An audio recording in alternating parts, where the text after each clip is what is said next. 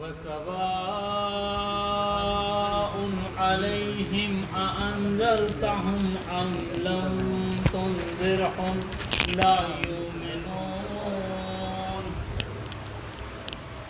إنما تنذر من اتبع ذكر وخاشع الرحمن بالغيب فبشره بمغفرة وأجر كريم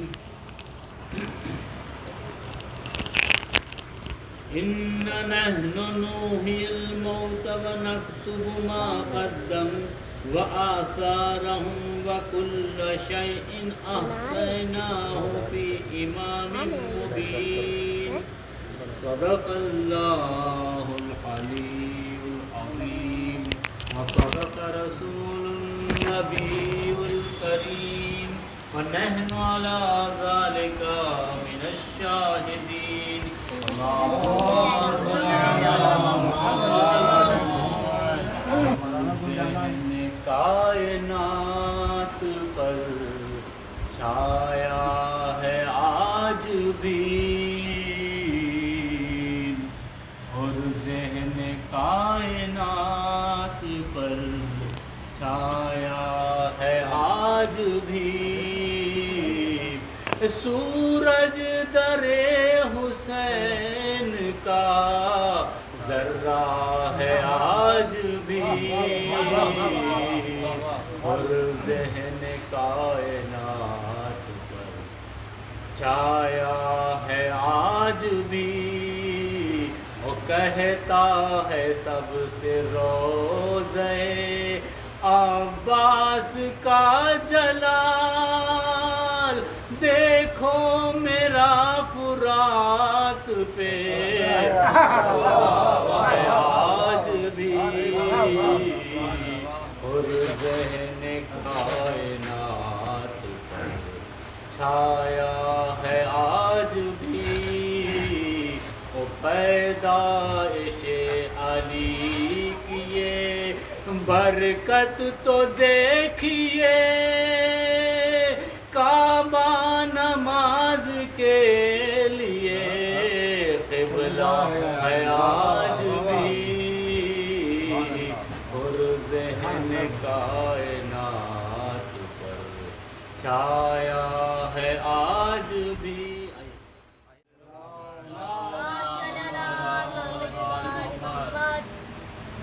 لپٹی ہوئی لاشیں سے یہ کہتی تھی سکینہ اٹھو میرے بابا لپٹی ہوئی لاشیں سے یہ کہتی تھی سکینہ اٹھو سینے سے لگا لو مجھے یا شاہ مدینہ اٹھو میرے بابا ہر جنگل کی بابرحال فضا رات اندھیری بے چین ہے بیٹی ارے کیا بھولے ہو سینے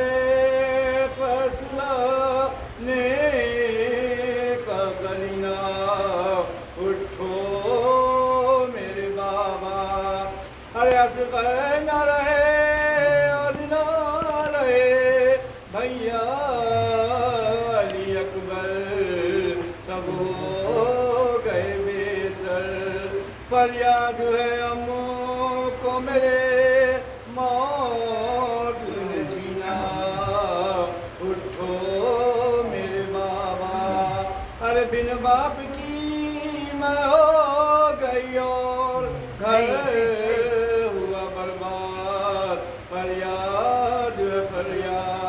ارے راس آیا نہ مجھ کو یہ مولا کا مہینہ اٹھو میرے فاتحہ.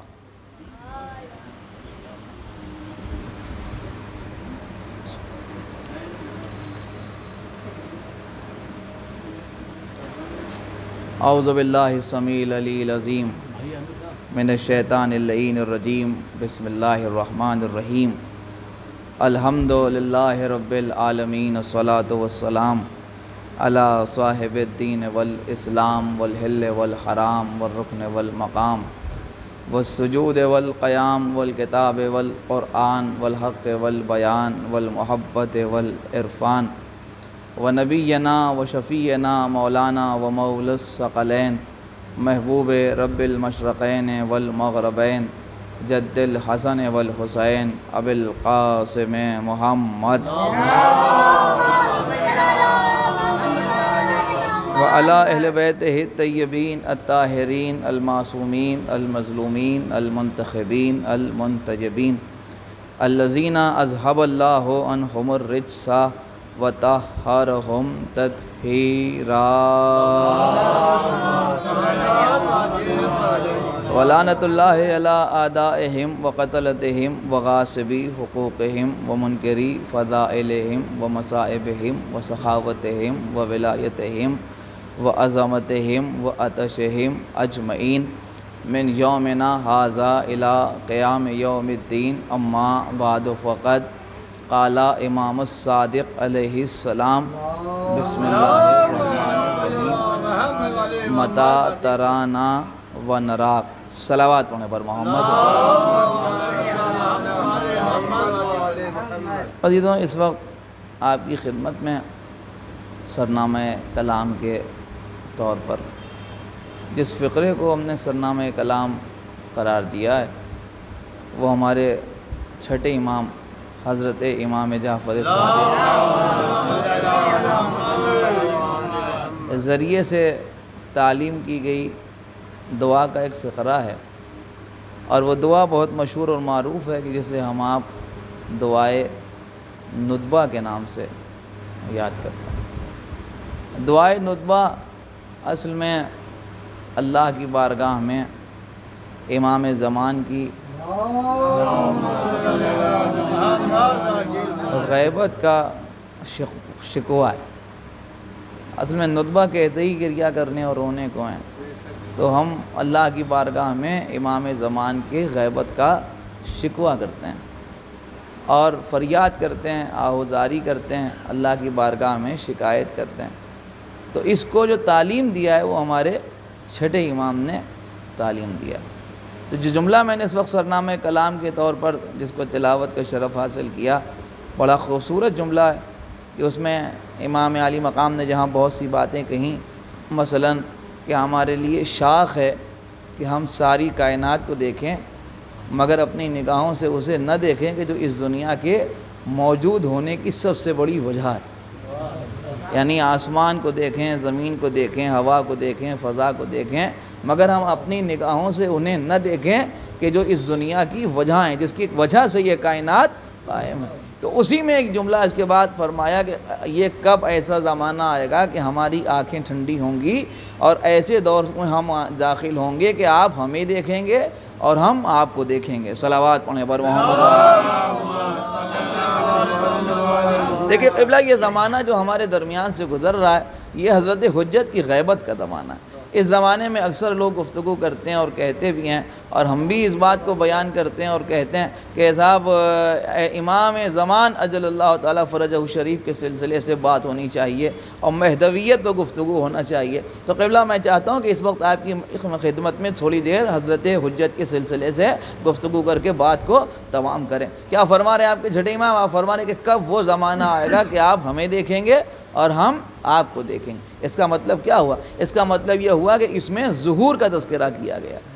ہم اس زمانے میں زندگی گزار رہے ہیں، اس میں وہ ہمیں تو دیکھ رہے ہیں مگر ہم انہیں نہیں دیکھ پا رہے ہیں، اس لیے کہ ان سے ہماری زندگی کا ایک لمحہ بھی پوشیدہ نہیں ہے. یعنی وہ ہمارے اٹھنے سے واقف ہیں، ہمارے بیٹھنے سے واقف ہیں، ہمارے سونے سے واقف ہیں، ہمارے جاگنے سے واقف ہیں، ہمارے بولنے سے واقف ہیں، ہمارے خاموش ہونے سے واقف ہیں، ہماری نیکیوں سے واقف ہیں، ہماری برائیوں سے واقف ہیں. یہ تو ایک الگ مسئلہ ہے کہ ہمارے نامہ اعمال جمعے کے دن ان کے سامنے پیش ہوتے ہیں، یہ بھی روایات میں موجود ہے. مگر یہ کہ صرف روز جمعہ کی قید نہیں ہے، ہمارا ایک ایک سانس ان کے سامنے ہے، ہمارا ایک ایک لمحہ ان کے سامنے ہے. تو ہم تو ان کے سامنے اب بھی موجود ہیں، مگر اس زمانے کا تذکرہ کیا جا رہا ہے کہ وہ دور آئے گا کہ جب وہ ہمیں دیکھیں گے اور ہم انہیں دیکھیں گے۔ اس کا مطلب یہ ہوا کہ ہماری آنکھیں ٹھنڈی ہوں گی، ہمارے سامنے چہرے پرنور حضرت حجت اجل اللہ تعالیٰ فرجہ الشریف ہوگا، یعنی ظہور کا تذکرہ ہو رہا ہے۔ تو قبلہ اس وقت امام موجود ہیں یا نہیں موجود ہیں؟ موجود تو ہیں، مگر کہاں موجود ہیں؟ تب غیبت میں موجود ہیں۔ آج عالم اسلام کا صاحب یہ غیب پر ایمان رکھتے ہیں، حالانکہ غیب کے اوپر اگر تفصیل سے گفتگو کی جائے تو بہت دیر چاہیے، لیکن یہ کہ ماشاءاللہ سمجھدار لوگ بیٹھے ہوئے ہیں۔ غیبت کا مطلب کیا ہے؟ کہتا اب غیبت کا مطلب کیا ہے؟ دو چیزیں ہیں، ایک چیز ہے کھو جانا۔ دیکھیے اس وقت بڑی عجیب و غریب بات کا عرض کر رہا ہوں آپ کی خدمت میں، اگر آپ نے محسوس کیا تو انشاءاللہ لطف آئے گا کہ ایک چیز ہے کھو جانا، ایک چیز ہے موجود نہ ہونا، ایک چیز ہے غائب ہو جانا۔ یہ تین الگ الگ چیزیں ہیں، آپ محسوس کریں اس بات کو کہ کھو جانا، موجود نہ ہونا اور غائب ہونا، یہ تینوں الگ الگ چیزیں۔ کھو جانے کا مطلب کیا؟ کھو جانے کا مطلب یہ ہے کہ شے موجود ہے، آپ کے ہاتھ سے مس ہو گئی، کہاں گئی آپ کو خبر ہی نہیں، یہ ہے گمشدہ ہونا۔ ذرا سا توجہ فرمائیں خدا کے لیے، یہ ہے گمشدہ ہونا۔ کھو جانے کا مطلب کیا تھا؟ کھو جانے کا مطلب یہ کہ شے موجود تھی، میرے پاس تھی، ہمارے ہاتھ میں تھی، مس ہو گئی، کھو گئی، گمشدہ ہو گئی۔ اب آپ پورے گھر میں ڈھونڈ رہے ہیں، ادھر ڈھونڈ رہے ہیں، ادھر ڈھونڈ رہے ہیں، مگر وہ شے مل نہیں رہی ہے۔ اس کا مطلب یہ ہوا کہ آپ کے پاس شے موجود تھی، آپ اسے دیکھ رہے تھے، مگر وہ آپ سے مس ہو گئی، کھو گئی، گمشدہ ہو گئی، اب وہ مل نظر نہیں آ رہی ہے، اس کی تلاش ہو رہی ہے۔ یہ ہے شے کا کھو جانا۔ اس کا مطلب یہ ہوا کہ نظر نہیں آ رہی ہے اس لیے کہ کھو گئی ہے۔ مگر ایک چیز ہے عدم وجود۔ عدم وجود کا مطلب یہ کہ موجود ہی نہ ہونا۔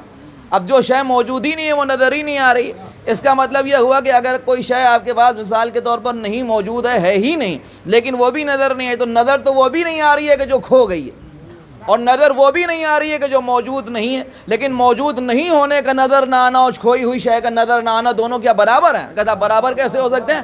اس کا مطلب یہ ہوا کہ وہ تو شے میرے پاس موجود تھی، اب نظر نہیں آ رہی ہے اس لیے کہ وہ کھو گئی ہے، مگر یہ جو چیز پہلے سے ہمارے پاس موجود ہی نہیں تھی یہ بھی نظر نہیں آ رہی ہے، اس کا مطلب یہ تھوڑی ہے کہ وہ کھو گئی ہے۔ لیکن انہی دونوں چیزوں کے درمیان ایک چیز ہے غیبت۔ غیبت کا مطلب یہ کہ شے موجود ہے، اپنے ہونے کا احساس کرا رہی ہے، مگر ہمارے سامنے موجود نہیں ہے۔ اس کا مطلب یہ ہوا کہ موجود نہ ہونے کی تین کیفیتیں ہیں۔ تو اب اس زمانے میں اکثر لوگ امام زمان کے نظر نہ آنے سے مراد عدم موجودگی لیتے ہیں، اور وہ یہ سمجھتے ہیں کہ وہ موجود ہی نہیں ہیں۔ اے بھیا تمہیں معلوم ہی نہیں کہ ان کے موجود ہونے کی بہت سی دلیلیں ہمارے سامنے موجود ہیں۔ یہ سورج کا چمکنا بتا رہا ہے کہ وہ موجود ہیں، ہواؤں کا چلنا بتا رہا ہے کہ وہ موجود ہیں، زمین کا باقی رہنا بتا رہا ہے کہ وہ موجود ہیں۔ اس کا مطلب یہ ہوا کہ قیام کائنات ہمیں اس بات کی طرف اشارہ کر رہا ہے کہ وہ موجود ہیں، بس نگاہوں سے نظر نہیں آ رہے ہیں، اسی کو غیبت کہتے ہیں۔ صلوات پڑھیں پر محمد وآلہ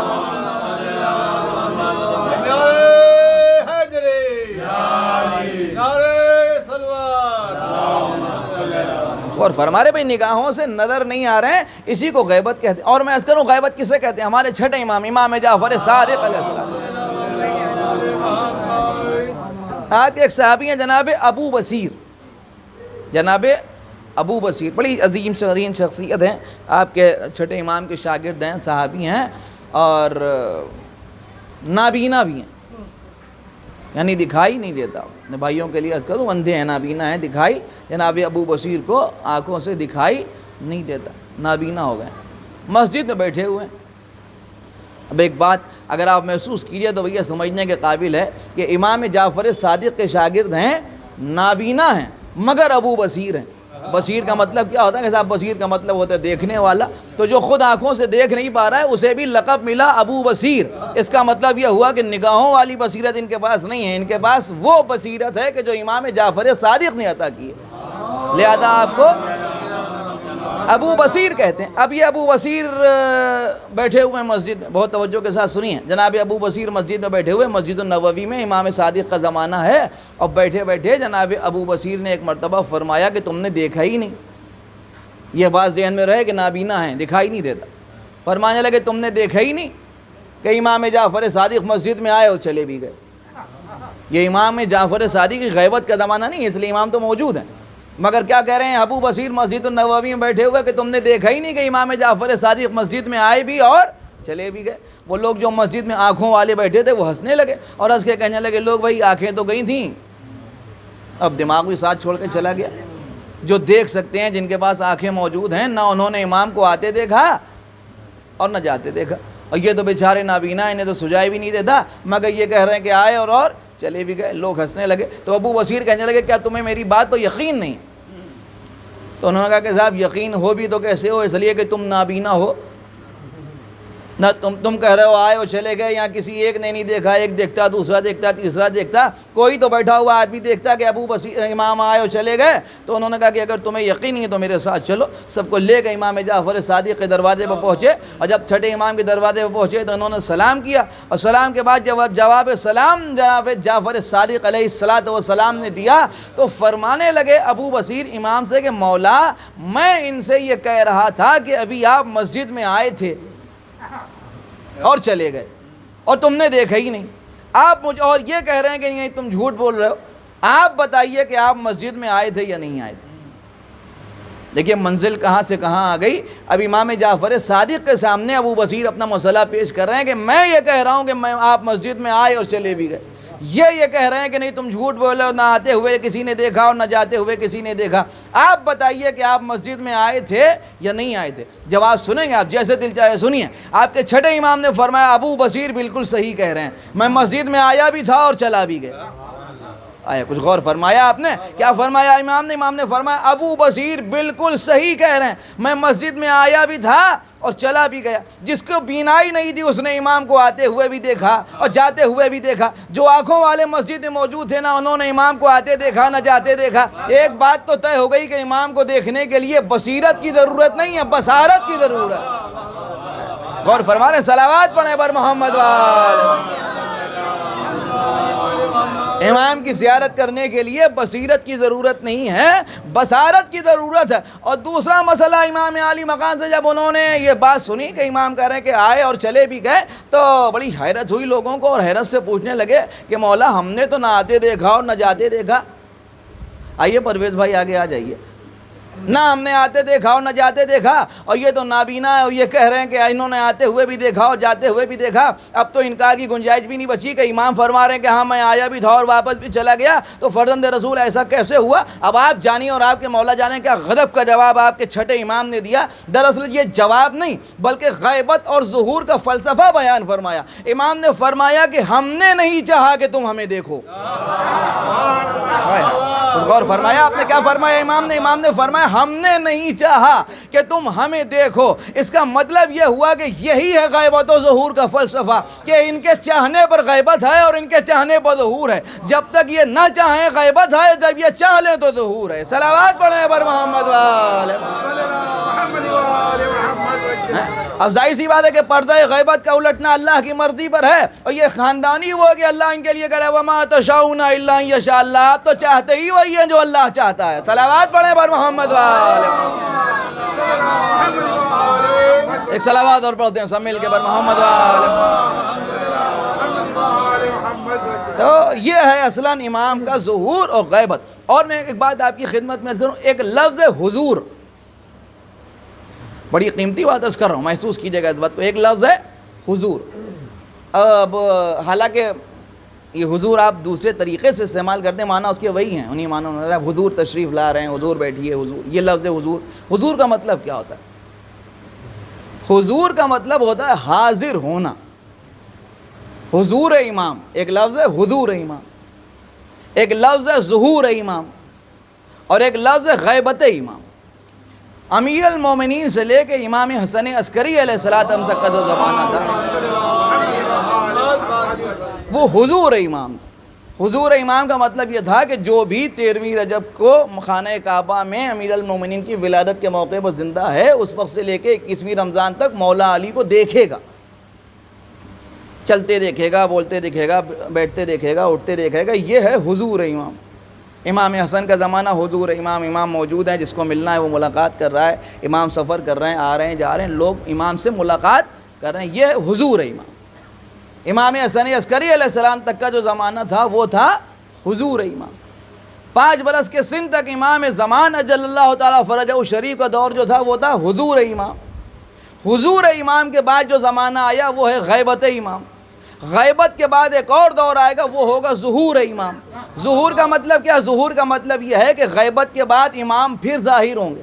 اس کا مطلب یہ ہوا ہے کہ ایک زمانہ وہ تھا کہ جب امام حاضر تھے، موجود تھے، اب اس کے بعد وہ غیبت میں چلے گئے۔ اب اس غیبت کے بعد ایک اور ایسا دور آئے گا جب امام پھر ظاہر ہوں گے۔ اس کا مطلب یہ ہوا کہ ہم جو زندگی گزار رہے ہیں، آپ محسوس کریں تو یہ دو کنڈیشنز کے بیچ کی زندگی ہے۔ ہم حضور امام اور ظہور امام کے درمیان زندگی گزار رہے ہیں، اور فرما رہے ہمارا جو زمانہ گزر رہا ہے یہ حضور اور ظہور کے درمیان کا ہے۔ حضور کا زمانہ گزر چکا ہے اور ظہور کا زمانہ آنے والا ہے، اور اس زمانے میں ہمیں کیا کرنا ہے بھیا؟ بہت آسان فارمولہ بتا رہا ہوں، حضور امام کے حالات دیکھتے جائیے، ظہور امام کی تیاری کرتے جائیے۔ صلوات پڑھیں بر محمد وآلہ۔ اور فرما رہے بھئی حضور امام کے حالات کو دیکھتے جائیے۔ حضور میں کیا ہوا؟ حضور میں جیسے زمانے میں حالات پیدا ہوئے وہ حضور کے دور، حضور سے مراد جناب ختمی مرتبت نہیں، حضور امام کا مطلب یہ ہے کہ آپ پہلے امام سے لے کے امام حسن عسکری تک کے حالات پڑھیے اور حالات دیکھتے جائیے۔ تو ظاہر سی بات ہے کہ وہ بھی ان میں ابھی سب کے سب محمد ہیں، سب کے سب علی ہیں، سب خاندان رسالت کے لوگ ہیں، اور جو زمانے ظہور آنے والا ہے وہ بھی خاندان محمد کے رسالت اور محمد ہی کے سلسلے کے ہیں۔ لہذا ہمیں ظہور کی تیاری کرنے کے لیے حضور کے حالات کا دیکھنا ضروری ہے۔ اب میں آپ کی خدمت میں ایک بات ذرا سا ہٹ کے عرض کروں، عام طور پر لوگ اس بات کا تذکرہ کرتے ہیں اور واقعاً کرنا بھی چاہیے کہ آپ غیبت کے زمانے میں زندگی گزار رہے ہیں، آپ کو کیسے اعمال انجام دینا چاہیے، کیا کرنا چاہیے۔ امام عالی مقام کو، یعنی ہمارے زمانے کے امام کو، حضرت حجت کو، امام قائم منتظر اجل اللہ تعالیٰ فرجہ الشریف، ایک صلوات اور پڑھنے سے مل کے بر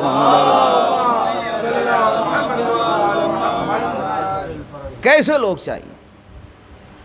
آپ غور فرما رہے، ایک سوال ہے نہیں، امام عالی مقام کو کیسے لوگ چاہیے؟ دیکھیے بہت مختصر سے لوگ تشریف فرمائیں، لیکن بڑے اہتمام سے مجلس منعقد ہوتی ہے۔ اس وقت اگر آپ محسوس کیے تو بڑی قیمتی بات آپ کی خدمت میں عرض کروں کہ امام کو کیسے لوگ چاہیے۔ ایک لفظ صحابی اور ایک لفظ ناصر۔ صحابی کا مطلب کیا ہوتا ہے؟ صحابی کا مطلب ہوتا ہے پاس میں بیٹھنے والا، ساتھی، اور ناصر کا مطلب ہوتا ہے مددگار۔ صحابیت کی جو ڈیفینیشن مسلمانوں نے بیان کی ہے، ہم اپنی تو بات ہی نہیں کر رہے ہیں، دوسروں کی بات اگر کریں تو انہوں نے بیان کی کہ جس کسی شخص نے حالت اسلام میں رسول اللہ کو دیکھا وہ صحابی۔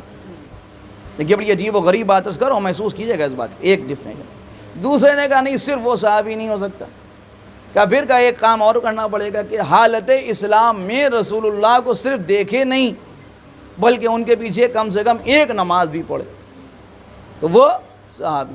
پہلا ہی مطلب کہ جس نے دیکھا وہ صحابی، دوسرا مطلب کہ جس نے دیکھا بھی ہو کم سے کم ایک نماز بھی اس نے پڑھی ہو وہ صحابی۔ تیسرے کا نہیں، صرف ایک نماز پڑھنا بھی کافی نہیں ہے بلکہ حالت اسلام میں رسول اللہ کو دیکھے، ایک نماز بھی پڑھے، اور اس کے ساتھ ساتھ کم سے کم رسول اللہ سے ایک حدیث سنے، وہ ہے صحابی۔ اب میں آپ کو ایک منظر دکھاؤں۔ ایک آدمی ہے، وہ مدینے کے باہر رہتا ہے، رسول اللہ کا زمانہ ہے، مدینے کے باہر رہتا ہے، رسول اللہ کا دور ہے، وہ پیغمبر حیات ہیں، وہ کسی کام سے گزر رہا تھا اور مسلمان تھا، مدینے سے ہو کے اسے گزرنا تھا۔ ظہرین کے وقت وہ مدینے میں داخل ہوا، اسے خیال پیدا ہوا، اس سے پہلے رسول اللہ کی زیارت اس نے نہیں کی تھی، کہ صاحب آج چلو مسجد میں پیغمبر سے مل لیں، ظہرین کا وقت ہے، ان کے پیچھے نماز پڑھیں گے۔ اور یہ آیا مسجد میں، اس نے باہر چپل اتاری، اندر گیا، نماز پڑھی، ظہرین کا وقت تھا، ظہر پڑھا مثلا، یا الگ الگ نماز اگر اس موقع پہ ہوئی تو ظہر پڑھی، اور ملا کے ہوئی تو ظہرین پڑھی، دو نمازیں، یعنی ایک نماز اس نے پڑھی اور پڑھ کے رسول اللہ سے مصافحہ کیا، یعنی پیغمبر کو حالت اسلام میں دیکھا۔ ایک ڈیفینیشن پوری ہوئی۔ نماز پڑھی، دوسری ڈیفینیشن پوری ہوئی، اس نے ہاتھ جوڑ کے حضور سے مصافحہ کر کے کہا حضور کچھ اصلاح فرما دیں، ہدایت کر دیں۔ پیغمبر نے اسے کوئی بات بیان کر دی، پیغمبر نے جو کہہ دیا وہ حدیث ہو گیا۔ اس کا مطلب یہ ہوا کہ تینوں ڈیفینیشن اس کے اوپر پوری ہوئیں۔ اب جب فہرست سے صحابیت بنے گی تو اس کا نام لکھا جائے گا یا نہیں لکھا جائے گا؟ تو غور فرمائے بھائی، جب فہرست سے صحابیت بنائی جائے گی تو اس کا نام اس میں شامل کیا جائے گا یا نہیں کیا جائے گا؟ اس لیے کہ حالت اسلام میں دیکھا بھی، نماز بھی پڑھی اور حدیث بھی سنی۔ اب اس کے بعد پوری زندگی اس نے پیغمبر کو نہیں دیکھا، مگر یہ صحابی ہے۔ ایک منظر میں آپ کو اور دکھاؤں، اور صرف منظر کیا دکھاؤں بلکہ نام بھی بتاؤں، اویس قرنی، سمجھ گئے نا آپ، اویس قرنی، پیغمبر کو نہیں دیکھا، حالانکہ ملاقات کرنے کے ارادے سے جب آئے تو پیغمبر تشریف نہیں رکھتے تھے، مگر حالانکہ یہ واقعہ جو بیان ہوتا ہے وہ دوسرے باب میں بیان ہوتا ہے، یہ واقعہ جو بیان ہوتا ہے وہ والدین کے احترام کے باب میں بیان ہوتا ہے، میں آپ کو دوسرے طریقے سے سنا رہا ہوں۔ اویس قرنی کی ماں نے کیا کہا، جا تو رہو بیٹا، رات سے پہلے، شب سے پہلے واپس آ جانا۔ اب اویس کو تو اندازہ ہی نہیں تھا کہ یہ ماں سے کیا وعدہ اشتیاق زیارت رسول میں کر کے چلے آئے کہ رات سے پہلے تو پہنچنا ممکن ہی نہیں ہوگا، مدینے سے، قرن سے مدینے آئے اور پھر واپس قرن چلے جائیں، لیکن یہ کہ لے کے وعدہ کر کے چلے آئے، اور جب احساس ہوا کہ وعدہ تو کر لیا مگر اب پیغمبر موجود نہیں، اور موجود نہ ہونے کی بنیاد پر زیارت نہیں ہو سکتی، اور زیارت نہیں ہونے کے باوجود اگر میں ٹھہرتا ہوں تو پھر واپس پہنچنا ممکن نہیں ہوگا، بغیر زیارت کیے ہوئے اویس واپس چلے اور اپنے وطن پہنچ گئے۔ پیغمبر واپس گھر میں تشریف لائے، حجرے میں آنے کے بعد کہنے لگے، کیا یہاں کوئی آیا تھا؟ توجہ فرما رہے ہیں، کیا یہاں کوئی آیا تھا؟ اس کا کیا مطلب ہوا؟ اس کا مطلب یہ ہوا کہ پیغمبر اسلام اتنا بڑا اعزاز دینے جا رہے ہیں اویس کو کہ جس کے لیے ترسے کی صحابیت۔ ہاں، غور ہی نہیں کیا آپ نے جو بات میں آپ کی خدمت میں کہی، اتنا بڑا اعزاز دینے جا رہے ہیں جس کے لیے ترسے کی صحابیت۔ تو جب انہوں نے پوچھا کوئی آیا تھا تو بیگم نے کہا ہاں وہ ایک چرواہا آیا تھا۔ اچھا، یہ تو تھی ہمیشہ کی بدتمیز، صلوات پڑھنے پر محمد و آل محمد۔ ان کو جب پیغمبر سے گفتگو کرنے کی سلیقہ نہیں تھا تو پھر اویس کے بارے میں کیا توقع کی جا سکتی ہے؟ تو انہوں نے کہا کہ ہاں ایک چرواہا آیا تھا، یہ تو کہہ کے خاموش ہو گئیں۔ جانے قربان ہو جائیں، اللہ کے رسول پر رحمت للعالمین تھے، صاحب خلق عظیم تھے، فرمانے لگے مگر کیسا تھا وہ آنے والا جو خود تو چلا گیا مگر اپنی خوشبو چھوڑ گیا۔ بات کہاں سے کہاں آ گئی ہے، تو آپ نے محسوس کیا کیا فرمایا پیغمبر نے، جو خود تو چلا گیا مگر اپنی خوشبو چھوڑ گیا۔ یہ ہے اویس، وہ ہے صحابی۔ آپ مجھے بتائیے کہ اب ایسے صحابی کی ضرورت ہے اسلام کو یا ایسے ناصر کی ضرورت ہے اسلام کو؟ تو سوال یہ پیدا ہوتا ہے کہ امام زمان اجل اللہ تعالی فرجہ الشریف جب ظہور فرمائیں گے تو امام کو صحابیت کی فہرست میں بڑا مجمع چاہیے ہوگا یا ناصروں کی تعداد چاہیے ہوگی؟ صلوات پڑھیں بر محمد والے اور فرما رہے ہیں بھائی، اگر امام عالی مقام کو صحابیت کے نام کی بڑی فہرست چاہیے ہوتی تو پھر آپ کو روایت میں ملتا کہ بڑا لشکر ہوگا جو امام کے ساتھی ہوں گے، لیکن یہاں کیا مطلب ہوا کہ امام کو 313 ناصر چاہیے۔ ایک جملہ کہوں محسوس کرنے کے لائق بات ہے، اس کا مطلب کیا ہوا؟ اس کا مطلب یہ ہوا کہ امام کو صرف مصلے کے مضبوط نہیں چاہیے، ارادے کے مضبوط چاہیے۔ امام کو صرف مصلے کے مضبوط نہیں چاہیے، اس لیے کہ مصلے کے مضبوط ہونا اور ارادے کا مضبوط ہونا اور ہے۔ جو ارادے کا مضبوط ہوگا وہ مصلے کا مضبوط ہوگا، جو ارادے کا مضبوط ہوگا وہ تقوی کا مضبوط ہوگا، جو ارادے کا مضبوط ہوگا وہ کردار کا مضبوط ہوگا، جو ارادے کا مضبوط ہوگا وہ عمل کا مضبوط ہوگا۔ تو امام کو صرف مصلے کا مضبوط نہیں چاہیے کہ یہ مصلہ چھوڑتا ہی نہیں، امام کو چاہیے ارادے کا مضبوط۔ اسی لیے جب حضرت حجت کے انصار اور اصحاب کی صفات بیان کیے گئے تو کیا غضب کا جملہ ارشاد فرمایا امام معصوم نے، امام نے فرمایا کہ جو ناصر حضرت حجت کے لشکر میں ہوں گے ان کی صفت ہی یہ ہوگی کہ دو چیزیں بیان فرمائیں، ایک تو ان کی پیشانی سے نماز کا جو نشان ہوگا اس سے نور ساطع ہوگا۔ اس کا مطلب یہ ہوا کہ صرف ظاہری مصلے کے مضبوط نہیں ہوں گے بلکہ پیشانی پر نماز کے نشان سے، نماز کے گٹے سے نکلنے والا نور آواز دے رہا ہوگا کہ حقیقی نمازی ہیں۔ اور ارادے کا عالم یہ ہوگا، دیکھیں جو بات میں نے کہی اس کی دلیل قائم کر رہا ہوں کہ عالم ارادے کا یہ ہوگا کہ رات کی تاریکی میں اس طرح سے گریہ کریں گے جیسے جانور بھیڑیوں اور درندوں کے خوف سے رات کے اندھیرے میں گریہ کرتے ہیں، خوف خدا میں رونے والے ہوں گے۔ لیکن جب دن کا سورج نمودار ہوگا تو پھر اتنے مضبوط اور محکم ارادے والے ہوں گے کہ اگر پہاڑ کے پیچھے جٹ جائیں تو پہاڑ کو اپنی جگہ چھوڑنا پڑے گی مگر ناصر امام اپنا ارادہ نہیں بدلے گا۔ اب ایک سوال ہے کہ حضرت کو 313 چاہیے، وہ کب پورے ہوں گے؟ اور دوسرا سوال آپ سے ہے کہ آپ ذرا دیکھیے کہ آپ ارادے میں کتنے مضبوط ہیں۔ صلوات پڑھیں پر محمد بھئی ہم سمجھتے ہیں یہاں ماشاءاللہ مومنین بیٹھے ہیں، عزادار بیٹھے ہیں، چاہنے والے بیٹھے ہیں، آپ کی محبت میں، آپ کی عقیدت میں تو خدا نخواستہ کسی کو شک نہیں ہے، مگر معاملہ یہ ہے کہ ارادے کا مضبوط ہونا بہت ضروری ہے۔ یہ بارش کا موسم ہے، اس سے زیادہ مثال کیا دی جا سکتی ہے؟ مجلس میں جانے کا ارادہ کیے ہوئے تھے، لیکن جیسے ہی بارش آنے لگی ایک لمحے میں ارادہ بدل گیا۔ صلوات پڑھیں پر محمد ایک صلوات اور پڑھتے ہیں پر محمد ہوتا ہے یا نہیں ہوتا؟ غلط تو نہیں عرض کر رہا ہوں، بالکل نیچرل فطری بات ہے۔ یعنی معاملہ یہ ہوا کہ جیسے ہی بارش ہوئی صاحب ارادہ بدل گیا، ایک سیکنڈ کے اندر بارش نے ارادہ بدل دیا۔ لیکن وہاں عالم کیا ہوگا؟ وہاں عالم کیا ہوگا؟ وہاں تو عالم یہ ہوگا کہ پہاڑ کو جگہ چھوڑنا پڑے گی، مگر یہ اپنے ارادے کو نہیں بدلیں گے۔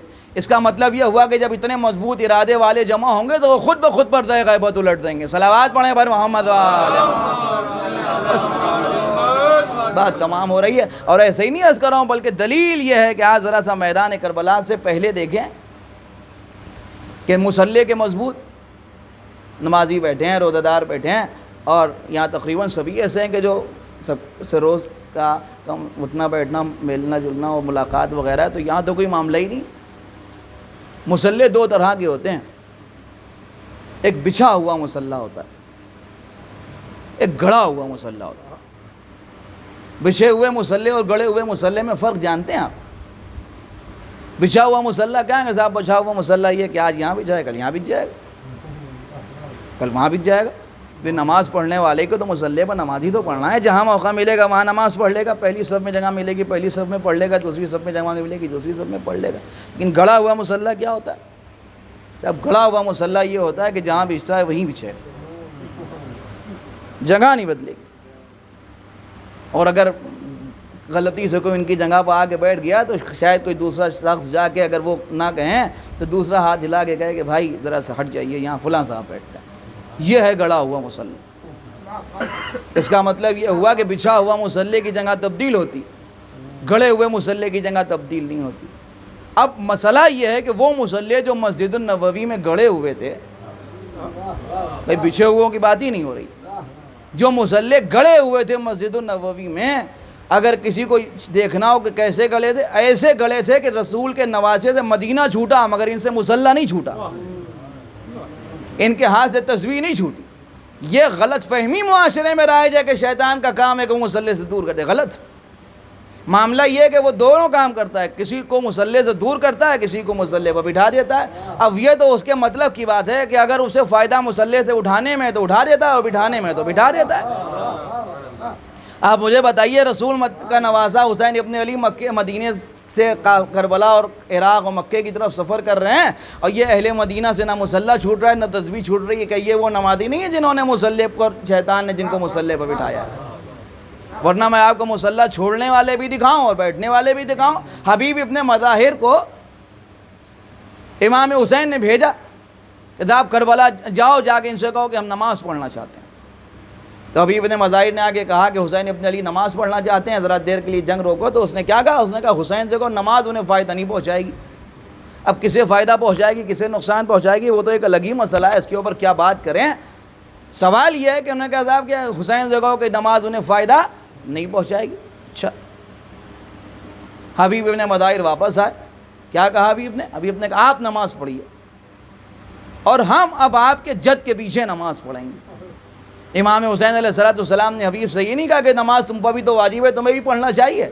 حبیب ابن مظاہر نے اپنا نیا فتویٰ اپنے اعتبار سے اپنے نظریے کی بنیاد پر اخذ کیا، کیا کہا کہ نماز آپ پڑھیے، ہم آپ کے جد کے پیچھے نماز پڑھیں گے، ابھی ہم آپ کی حفاظت کریں گے۔ شاید امام حسین نے اسی لیے مرد فقیہ کہہ کے حبیب ابن مظاہر کو خط لکھ کے بلایا تھا کہ بھیا ہمارے لشکر میں ایسے ایسے لوگ جمع ہیں کہ جو فقیہ ہیں، جنہیں معلوم ہے کہ کب مصلی پہ بیٹھنا ہے اور کب مصلی چھوڑنا ہے۔ صلوات پڑھیں پر محمد والے۔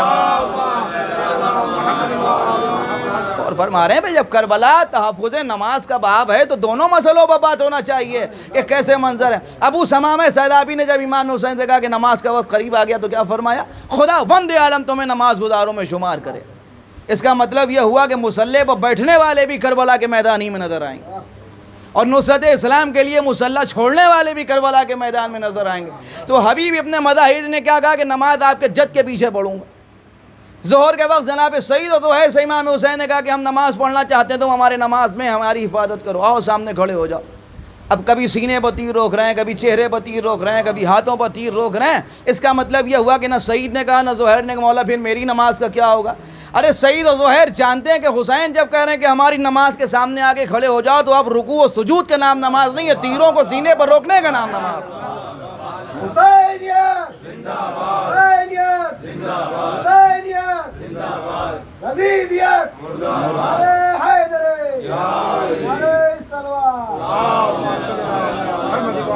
اور فرما رہے سب مل کے صلوات پڑھیں پر محمد وآلہ۔ تو اب حسین ابن علی کی اطاعت کر رہے ہیں نا، اس کا مطلب یہ ہوا کہ یہ فلسفہ نماز۔ تو ایک مصلی چھوڑنے والے ہیں حبیب، اور وہ ہیں مصلی پر بیٹھنے والے جو مدینے میں ان کے ہاتھوں میں تسبیح اللہ اللہ کر رہے ہیں، اور حسین مدینے سے نکل رہے ہیں۔ تو آپ مجھے بتائیے کہ اہل مدینہ کو مصلی پر بیٹھنا فائدہ پہنچائے گا یا حبیب ابن مظاہر کو مصلی کو چھوڑنا فائدہ پہنچائے گا؟ اس کا مطلب یہ ہوا کہ بیٹھنا اور چھوڑنا بنیاد نہیں، یہ دیکھا جائے گا نصرت اسلام کس سے ہو رہی ہے، اطاعت امام میں کون سا منظر ہے۔ اگر امام حکم دے تو پھر نماز پڑھنا عبادت ہے، اور اگر امام حکم دے تو پھر نماز چھوڑنا عبادت ہے۔ اور دلیل کے طور پر میں آپ کو سناؤں، پیغمبر اسلام نے جب ایک شخص کو ایک بار بلایا، 2 بار بلایا، 3 بار بلایا، اور جب وہ نہیں آیا اور نماز پڑھتا رہا، نماز تمام کر کے آیا اور اس نے کہا انہوں نے حضور مجھے بلایا، فرمایا میں نے تو نہیں بلایا۔ اس نے کہا آپ آواز دے رہے تھے، فرمایا اس وقت بلا رہا تھا۔ تو اس نے کہا میں نماز پڑھ رہا تھا۔ جان قربان، پیغمبر نے پوچھا یہ بتاؤ نماز مجھ سے یا میں نماز سے ہوں؟ سوال عجیب ہے یہ نہیں کہ حضور اس سے پوچھ رہے ہیں کہ نماز مجھ سے ہے یا میں نماز سے ہوں۔ اس کا مطلب یہ ہوا کہ پیغمبر بتانا چاہتے ہیں کہ صرف حرکات اور سکنات کو عبادت جان کے عمل کرنے کا تصور کرنے کی غلط فہمی میں نہ رہو۔ دراصل نماز ہو یا روزہ، حج ہو یا زکوٰۃ، اطاعت معصوم کا نام عبادت ہے۔ اگر امام کہے تو سجدہ کرنا عبادت ہے، اگر امام کہے تو قیام کرنا عبادت ہے۔ اسی لیے تو پیغمبر نے کہا کہ نماز پڑھو مگر جیسی مجھے نماز پڑھتے ہوئے دیکھو۔ دیکھیے بات کہاں سے کہاں آ گئی مجھے نہیں معلوم، آپ محسوس کریں گے یا نہیں محسوس کریں گے۔ ایسی نماز پڑھو، کہا ایسی پڑھو جیسے مجھے نماز پڑھتے ہوئے دیکھو۔ اب ظاہر سی بات ہے کہ ہماری نگاہیں تو پیغمبر پر ہیں، جیسے پیغمبر قیام کریں گے ایسے ہم قیام کریں گے، جیسے پیغمبر رکوع کریں گے ایسے ہم رکوع کریں گے، جیسے پیغمبر سجدہ کریں گے ایسے ہم سجدہ کریں گے، پیغمبر جیسے ذکر کریں گے ایسے ہی ہم ذکر کریں گے۔ تو ہماری تو نگاہیں مسجد میں پیغمبر پر ہیں، لیکن ہم نے دیکھا کہ ایک دن پیغمبر سجدے میں اور سجدے پر پشت رسالت پر حسین ابن علی آ کے بیٹھ گئے۔ تو اس کا مطلب کیا ہوا؟ اس کا مطلب یہ ہوا کہ وہ جس نبی نے ہمیں حکم دیا کہ 3 بار سبحان ربی الاعلیٰ و بحمدہ کہنا ہے، وہی رسول 70 مرتبہ سبحان ربی الاعلیٰ و بحمدہ کہہ رہا ہے۔ تو ہم نے بھی ہاتھ جوڑ کے پوچھا حضور کہ ہمارا دل چاہے تو ہم بھی 70 مرتبہ کہیں؟ کہ نہیں، تمہارے لیے نہیں، تمہارا معاملہ یہ کہ تم بس وہ کرو جتنا ہم نے تمہیں بتا دیا۔ یہ سجدے کو طول اس لیے دکھایا ہے کہ تاکہ سمجھ لو کہ نماز صرف ظاہری حرکات و سکنات کا نام نہیں ہے۔ اگر میں سجدہ کرنے کا حکم دوں تو سجدہ کرنا نماز ہے، لیکن جب پشت پر حسین آ جائے تو پھر سجدے کو طول دینا ہی نماز کی روح ہے۔ صلوات پڑھیں بر محمد وآلہ۔ اگر سجدے میں حسین ابن علی پشت رسالت پر آ جائیں تو سجدے کو طول اس لیے دیا جائے گا کہ 1 مرتبہ ہو، 2 مرتبہ ہو، 3 مرتبہ ہونا ذکر نہیں ہے، بلکہ روح ہے نماز کو حسین کہتے ہیں، روح ہے نماز کو پیغمبر کہتے ہیں۔ اس لیے کہ ساری شریعت اور سارا مذہب ہمیں جس سے ملا ہے وہ یہی ہیں، یہی گھرانا ہے۔ انہوں نے جب فرمایا، علی ابن یقطین سے امام کاظم نے کہا کہ آج سے وضو تم الٹا کرنا، علی ابن یقطین نے نہیں پوچھا کہ الٹا وضو کیوں کریں، اس لیے کہ ہمارے ہاں تو سیدھا ہوتا ہے۔ علی ابن یقطین نے خاموشی کے ساتھ الٹا وضو کیا، اور جب ہارون نے گلے لگا کے کہا کہ لوگ تمہارے خلاف مجھے بھڑکا رہے ہیں تو اندازہ ہوا امام نے کیوں کہا کہ الٹا وضو کرنا۔ اس کا مطلب یہ ہوا کہ پانی چلو پر میں لے کے چہرے پر ڈالنے کا نام وضو نہیں ہے، حکم امام کے مطابق عمل کرنے کا نام۔ وضو ویسے ہی ہوتا ہے جیسے امام نے بتایا، لیکن اگر آج علی ابن یقطین کو امام حکم دیں کہ الٹا وضو کرو تو پھر الٹا وضو ہی کرنا صحیح ہے۔ صلوات پڑھیں ور محمد وآلہ۔ اور حضور امام کے حالات کو دیکھ کے ظہور امام کی تیاری کرنا، یہ ہے اصل میں منتظر ہونے کی علامت۔ بس آخری بات، تو امام کو کون چاہیے؟ ناصر۔ امام کو کس کی ضرورت ہے؟ مضبوط ارادے کے ناصروں کی، جن کا ارادہ مضبوط، جن کا عزم مضبوط، جن کا عمل مضبوط، جن کا کردار مضبوط ہو۔ کل ملا کے کہیے تو امام کو ایک سچا منتظر چاہیے۔ بات تمام ہو گئی، آخری منزل ہے، گفتگو ختم ہے۔ امام کو کون چاہیے؟ کہ امام کو ایک سچا منتظر چاہیے. منتظر کسے کہتے ہیں؟ یعنی انتظار کرنے والا. لیکن انتظار کرنے والے کی پہچان کیا ہے؟ اعلان تو ہے مثلا مجلس 8:15 بجے ہوگی، 8:45 بج گئے، 8:15 بجے مجلس شروع ہوگی اور 8:45 بج گئے، مگر صاحب خانہ اطمینان سے بیٹھے ہیں. کوئی آ رہا ہے تو اس سے کہہ رہے ہیں ہاں ہوگی. وہ کہہ رہا ہے بھائی آپ نے 8:15 بجے شروع ہونے کے لیے کہا تھا. صاحب ذاکر آ رہے ہیں، انتظار کر رہا ہوں. اطمینان سے بیٹھے ہیں. آپ مجھے بتائیے انتظار کر رہے ہیں؟ ہم نے کہا بھیا انتظار کہاں کر رہے ہیں، آپ تو یہاں اطمینان سے بیٹھے ہوئے ہیں اور آپ کہہ رہے ہیں انتظار کر رہا ہوں. انتظار کرنے کا مطلب یہ کہ آپ نے ان سے ٹیلی فون پر رابطہ کیا، فون کیا، موبائل پہ بات کی، کسی کو لینے کے لیے بھیجا، پتہ کیا کہاں ہیں. 8:15 بجے مجلس شروع ہونا تھی، 8:45 بج گئے، آدھا گھنٹہ ہو رہا ہے، اور بھی شہر میں، علاقے میں، محلے میں مجلسیں ہیں. لیکن یہ کہ آپ کو اس بات کا کوئی خیال بھی ہے نا کہ صاحب ہاں ہوگی. اس کا مطلب یہ ہوا یہ جو لہجے میں اطمینان ہے یہ بتا رہا ہے کہ کچھ ہوگا مگر انتظار نہیں. انتظار کا لازمہ ہے اضطراب. اگر کوئی انتظار کر رہا ہے تو اس کا لازمہ ہے اضطراب. جب کسی کا انتظار ہو تو پھر بے چینی چہرے پر نظر آتی ہے. پلٹ پلٹ کے دروازے کی طرف دیکھا جا رہا ہے کہ آئے یا نہیں آئے. اس کا مطلب یہ ہوا کہ آدھا گھنٹہ انتظار ہو تو آدھا گھنٹہ بے چینی ہوگی، 1 گھنٹہ انتظار ہو تو 1 گھنٹہ بے چینی ہوگی، 2 گھنٹہ انتظار ہو تو 2 گھنٹے بے چینی ہوگی. جب تک انتظار تمام نہیں ہوگا بے چینی باقی رہے گی. اب اگر امام زمان کے آنے کا انتظار ہے تو ذہن و دل کسی بھی طرف لگا ہوا ہو مگر چہرے پر، عمل میں، کردار میں، گفتگو میں بے چینی کا لازم ظاہر ہونا ضروری ہے تاکہ معلوم ہو کہ نماز پڑھ رہے ہیں مگر منتظر ہیں، مجلس میں بیٹھے ہیں مگر کسی کے آنے کے منتظر ہیں، سو رہے ہیں مگر کسی کے آنے کے منتظر ہیں. یہ انتظار کی کیفیت کے لازمے کے لیے ضروری ہے کہ بے چینی ہو. اگر کردار اور عمل میں بے چینی ہے تو منتظر ہیں، ورنہ کچھ اور ہوں گے، منتظر نہیں ہیں. صلوات پڑھیں پر محمد. بس یہ کہ بس وہ آ جائیں، یہ تو سبھی چاہتے ہیں. ہم بھی کہتے ہیں جل اللہ تعالیٰ فرج یا صاحب الزمان یا اپنا لذن کریے جل اللہ تعالیٰ. لیکن سب ہمارا انتظار وہیں مسجد میں 3 مرتبہ اس کی تکرار سے ہے، یا مجلس و محفل میں نماز کے بعد یا اللہ ظہور میں تاجیل فرما، آپ نے کہا الہیہ میں، بس اس کے علاوہ یہیں تک ہے نا. قبلہ انتظار اگر ہے تو پھر ہر موقع ہونا چاہیے. آفس میں ہیں مگر انتظار ہونا چاہیے، کاروبار کر رہے ہیں مگر انتظار ہونا چاہیے، آپس میں بیٹھ کے گفتگو کر رہے ہیں مگر انتظار ہونا چاہیے. اور انتظار کی علامت یہ کہ دل بے چین ہو اس کے آنے کا، کہ جس کا آنا اصل میں اس دنیا کی نجات کا سبب ہے، جس کے لیے امام کہہ رہے ہیں کہ کب وہ دور آئے گا کہ جب آپ ہمیں دیکھیں گے اور ہم آپ کو دیکھیں گے. اگر بے چینی ہے تو ظاہر ہونا چاہیے کہ کتنی بے چینی ہے. اور ظاہر سی بات ہے کہ آپ سے زیادہ انہیں انتظار ہے کہ کب عرصہ غیبت تمام ہوگا.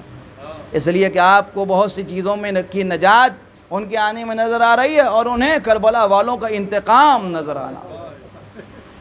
ان کے سامنے کربلا کا واقعہ ہے جس کے لیے انہوں نے خود فرمایا کہ جد مظلوم ہم آپ کے غم میں روئیں گے، آنسو بہائیں گے. اور اگر میرے آنسو خشک ہو گئے تو پھر خون کے آنسو بہائیں. کیوں نہ بہائے خون کے آنسو زمانے کا امام کے جس کے سامنے سارا منظر کربلا ہے. آپ 1400 برس سے رو رہے ہیں، گریہ کر رہے ہیں، آنسو بہا رہے ہیں، رو رہے ہیں، ماتم کر رہے ہیں. ہونا بھی چاہیے، ہونا چاہیے. وہ تو وارث غم ہے. ہمارا ان کو دیکھنا ممکن نہیں ہے اس لیے کہ غیبت ہے، مگر وہ ہمیں دیکھ رہے ہیں. عجب نہیں کہ اسی فرش پر کسی کونے میں بیٹھے ہوئے ہوں اور دیکھ رہے ہیں کہ آپ کی آنکھوں سے آنسو جاری ہو گئے، آپ کے دل بے چین ہو گئے بنام کربلا. ہاں عزیزوں کیا عرض کروں، رونے رلانے کے دن ہیں. 13ویں محرم ہے، حسین کربلا کے میدان میں جواب. یہ دن عجیب و غریب دن، ان دنوں کا اندازہ نہیں ہو سکتا. یہ وہ دن ہے کہ اب اہل حرم بازار کوفہ اور شام میں پھرائے جا رہے ہیں. کہتا ہے 13ویں محرم کا سویرا تھا. راوی کہتا ہے میں نے دیکھا 13ویں محرم کا سویرا تھا، میں جب کوفے کے بازار میں گزرا تو میں نے دیکھا کہ عجیب خوشی و غم کا ملا جلا ماحول. کچھ لوگ غم منا رہے ہیں، گریہ کر رہے ہیں، آنسو بہا رہے ہیں. کچھ لوگ ایسے ہیں کہ جو عید کے لباس پہنے، خوشیاں منا رہے ہیں، عید کا لباس پہنے ہوئے ہیں، خوشیاں منا رہے ہیں۔ اور یہی وہ وقت ہے کہ میں نے پوچھا کہ آج محمد کی امت میں کوئی عید کا دن؟ تو راوی کہتا ہے لوگوں نے بتایا کہ تمہیں نہیں معلوم عید کا دن نہیں ہے، آج کربلا میں حسین کا قافلہ لوٹ کے کوفے لایا جا رہا ہے۔ وہ کہتا ہے یہ باتیں ہو ہی رہی تھیں کہ میں نے دیکھا کہ کچھ ڈھول تاشوں کی آوازیں آئیں، اور جو میں نے نظر اٹھا کے دیکھا تو ایک قافلہ کوفے کے دروازے سے کوفے میں داخل ہوا، جس پہ کچھ سر تھے جو سر بریدہ نو کے نیزہ پر پڑے، کچھ بیویاں تھیں جو بے کجاوا اونٹوں پر بیٹھی تھیں، ان کے ہاتھ پسے گردن سے بندھے ہوئے۔ ایک جملہ کہوں، جب یاد کیجئے گا رونے کے لیے کافی ہوگا، کربلا اصل میں ظلم ایجاد کرنے کی جگہ، کربلا میں ظلم ڈھائی نہیں گئے، ظلم ایجاد کیا۔ ہاتھ باندھنا عرب میں نیا طریقہ نہیں تھا، عرب میں ہاتھ باندھے جاتے تھے، لیکن ہاتھ ایسے باندھ دیے جاتے، یا پشت کی طرف ایسے ہی ہاتھ باندھ دیے جاتے تھے۔ یہ پسے گردن ہاتھ باندھنے کا طریقہ عرب میں رائج نہیں، یہ پسے گردن ہاتھ کربلا کے میدان میں باندھنا ایجاد کیا گیا، سیدانیوں کے ہاتھ پسے گردن سے باندھ دیے۔ کہتا ہے میں نے پسے گردن سے ہاتھ بندھے ہوئے سیدانیوں کو بے کجاوا اونٹوں کو بیٹھا ہوا دیکھا۔ اس کے بعد میں نے دیکھا کہ آگے آگے ایک بیمار جس کے ہاتھوں میں ہتھکڑیاں، پیروں میں بیڑیاں، گلے میں توقے قابدار، وہ کہتا ہے میں اس قافلے کے منظر کو دیکھنے میں موت تھا کہ ایک آواز میرے کانوں میں گونجی، جسے تماشا دیکھنا ہو دیکھ لے، یہ نبی کی نواسیاں علی و فاطمہ۔ بس مخدرات عصمت و طہارت کو کربلا کے مقتل میں بے مخنا و چادر پھرایا جا رہا تھا۔ بس آخری منزل گفتگو تمام ہو گئی۔ روایت کہتی ہے کہ اسی موقع پر آگے بڑھ کے ایک مسجد سے ایک شخص نکلا، اس نے آگے نکل کے امام سے کہا کہ دیکھا خدا نے تمہیں کیسا رسوا کیا۔ حیرت سے امام سجاد نے اسے دیکھ کے کہا بھائی تو قاری قرآن معلوم ہوتا ہے؟ اس نے کہا میں قاری ہوں۔ فرمایا کہ تو نے آیے مودت نہیں پڑھی؟ کیا تو نے آیے قربہ نہیں پڑھی؟ کیا تو نے آیے مباہلہ نہیں پڑھی؟ کیا تو نے سورہ دہر نہیں پڑھا؟ اس نے حیرت سے گھبرا کے پوچھا کہ پڑھا تو ہے، مگر تم انہی آیات کے بارے میں کیوں پوچھ رہے ہو جو آل محمد کی شان میں نازل ہوئی ہیں؟ امام نے سر جھکا کے کہا کہ بھائی ہم ہی تو آل محمد ہیں۔ اب جو تعارف ہوا تو لرز گیا، اپنا خنجر نکالا، کہنے لگا مولا حکم دیجئے اپنی زبان اپنے ہاتھ سے کاٹ لوں۔ امام نے فرمایا نہیں یہ نہ کر۔ اس نے کہا پھر میں کیا خدمت کر سکتا ہوں؟ عزیزوں مجلس تمام ہو گئی، پوری زندگی مر جانے کے لیے کافی ہے، رونے کے لیے کیا کہ امام سے اس نے کہا کہ میں کیا خدمت کر سکتا ہوں؟ امام نے فرمایا بھائی اگر تو کچھ کرنا چاہتا ہے تو یہاں ہمارے ساتھ ہماری ماں بہنیں بے ردا ہیں، اگر کچھ کرنا چاہتا ہے تو ہمارے لیے چند چادروں کا انتظام کر دے۔